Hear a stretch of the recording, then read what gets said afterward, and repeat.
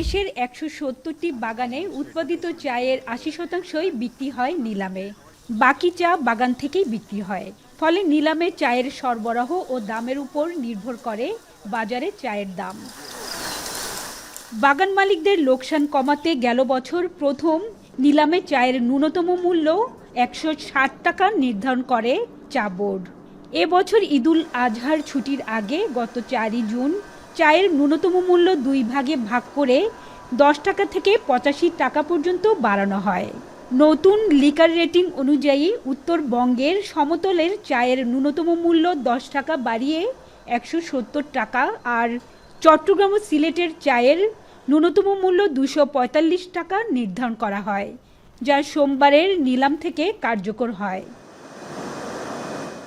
এমন অবস্থায় সিলেট ও চট্টগ্রামের চায়ের ন্যূনতম দাম অস্বাভাবিকভাবে ৫০% বাড়ানো হয়েছে বলে অভিযোগ করে আজকের নিলামে অংশ নেয়নি অভ্যন্তরীণ ক্রেতারা।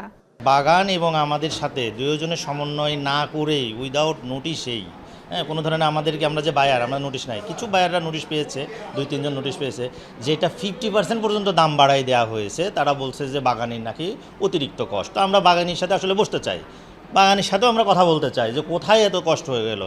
নিলামে অংশগ্রহণকারীদের সাথে আলোচনা ছাড়াই নির্ধারণ করা চায়ের নতুন এই দাম অযৌক্তিক দাবি করে ক্রেতারা বলছেন, চা বোর্ডের এই সিদ্ধান্তে চোরাই পথে চা আসার শঙ্কা বাড়বে। এতে ক্ষতিগ্রস্ত হবেন ব্যবসায়ীরা।